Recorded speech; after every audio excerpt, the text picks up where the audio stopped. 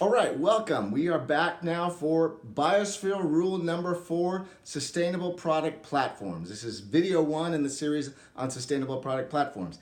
And Kevin Kelly, the futurist, says this quite nicely. He says, there is more to be gained by producing more opportunities than by optimizing existing ones.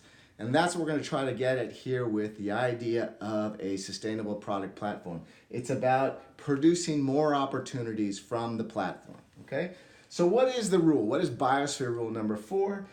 The idea is to take your value cycle that is built on a parsimonious materials palette and a power autonomous energy system, use that then not as a manufacturing process to produce a single product, but to begin to think of that as a platform, a production platform upon which you can begin to produce not just single products, but a whole suite of products. And by doing that, you begin to leverage that value cycle. You leverage that platform to produce economies of scale, economies of scope, and knowledge economies. All of these are vital to actually generating the business value from your sustainable product platform.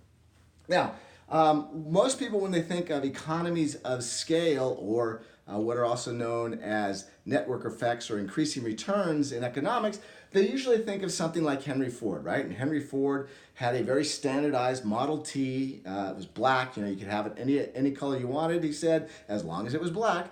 And what he did is produce this on a mass production line, right? It was an assembly line.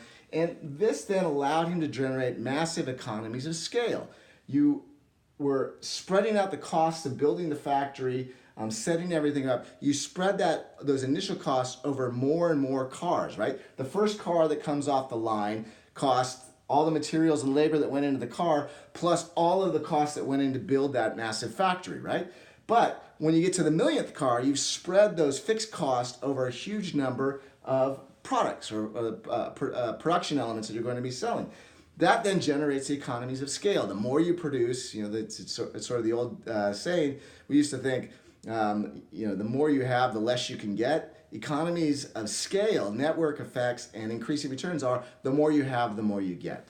So, most people think of Henry Ford. And again, he's famous for making this a viable approach to manufacturing and business.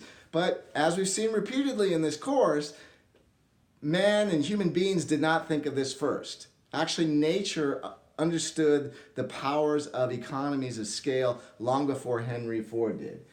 This is an example of nature's economies of scale. Here is nature, much like an assembly line producing lots of Model Ts. Here is nature reproducing a single flower, a single product, and using it to spread that over an entire hillside, right? So this is economies of scale. This is mass producing and replicating a single design and using it to spread it across much the same way Henry Ford did. The investments that went into coming up with his original design are now spread over lots and lots of units. Fantastic. This is a great example, and we figured out how to do that. The thing is, though, nature does not stop solely with economies of scale. Economies of scale are valuable, but what nature does is leverage this in what we can call economies of scope. This is economies of scope. Here's nature leveraging a single fundamental design, the flower, and using it to create lots of different versions of that flower, lots of different species of flower. And those different species then can adapt to unique habitats, and this allows flowers to show up in almost every ecosystem on the planet. Again, this is economies of scope. We saw economies of scale, economies of scope.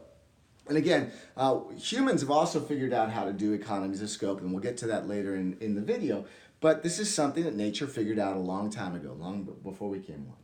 And it goes even deeper than that. And here's where we get to the essence and the understanding of the power of product platforms, sustainable product platforms, and how nature has nailed this long ago. This is actually known as the tree of life, all right? And you probably have seen this in your high school biology class or something. And what it does, it shows how evolution over time has allowed species to diversify, and they come off different sort of limbs or branches of a single tree, and they diversify into the millions of different species we currently see on the planet. But if you see, you can trace it all down to these earliest single-celled organisms, And life began that way, and life began with, as we talked about before, a fundamental materials, parsimonious material palette that include carbon, hydrogen, oxygen, and nitrogen, power autonomous using solar energy. That then, and that could cycle those materials over and over again. That then became the platform upon which nature then could then use this platform to generate a whole variety of different things. And so that's exactly what we're seeing here. The single-celled organism, the fundamental biology, the fundamental platform is replicated, but as you go up, these individual cells became specialized. They began to cluster and form sort of organs and organelles, and that is the fundamental thing that allowed nature then to, the profusion of nature and the diversity of nature that we see on the planet. Okay, and this is what we're looking for. This is what we're thinking about. We're trying to keep this in mind as we develop our parsimonious materials, value cycle, power autonomous, and transform that into a platform. All right, so another metaphor for thinking about the platform is a stage. A stage is really just a foundation upon which actors and producers and directors and writers can create a whole different variety and tell a variety of different stories, everything from Shakespeare to a Broadway musical. The fundamental platform then serves as a foundation upon which all this is to occur. So that's what we're going to be getting at with Biosphere Rule number 4, and we'll look at it more in the next videos. All right, so stay tuned.